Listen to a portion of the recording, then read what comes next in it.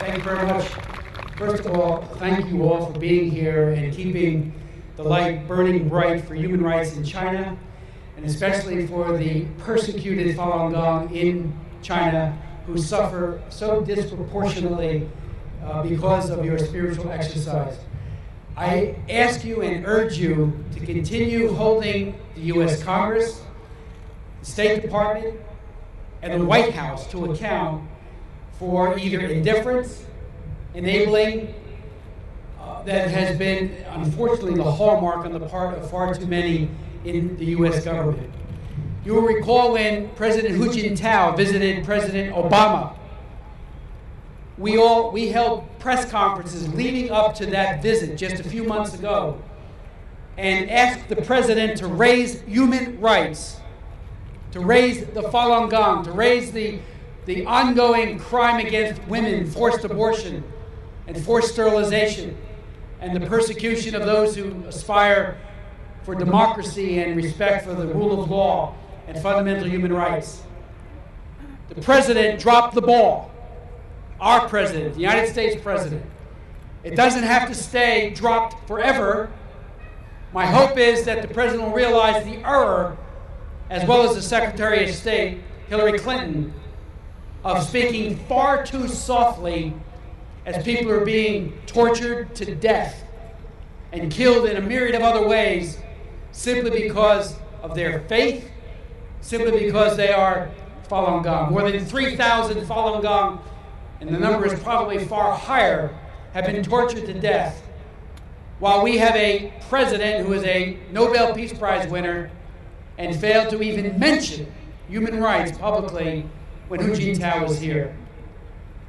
When the president had his press conference with Hu Jintao, one of the reporters wisely asked about the human rights issue, and President Obama said, they have a different culture, they being the Chinese, and they have a different political system. That mistake was so egregious that the Washington Post did an editorial that said, President Obama defends Hu Jintao on rights.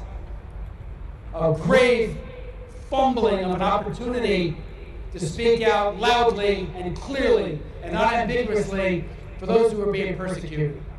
But again, it doesn't have to stay that way. The President of the United States Congress, both parties, both House and Senate, need to speak out loud and clear and persistently that it will not be business as usual so long as the Falun Gong, the Christians, the Uyghurs, the Tibetan Buddhists, and all of the other people of faith are so barbarically persecuted as you and your friends back home are today. I commit, as chairman of the Human Rights Committee of the House of Representatives, to continue to hold hearings, to promote resolutions, and appropriate legislation to attempt to hold the Chinese government to account.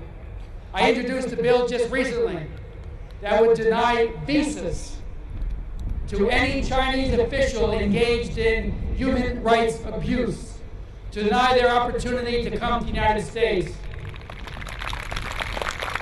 I can assure you, if we can get that passed, and it parallels a bill that I did years ago on Belarus, called the Belarus Democracy Act, to ensure that those who commit these crimes do not enter the United States and have unfettered access to this country. They need to be held to account in some way.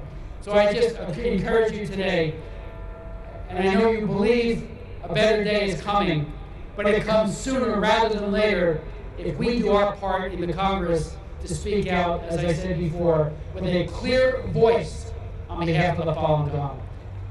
Thank you so much for your witness, and we will never, never quit.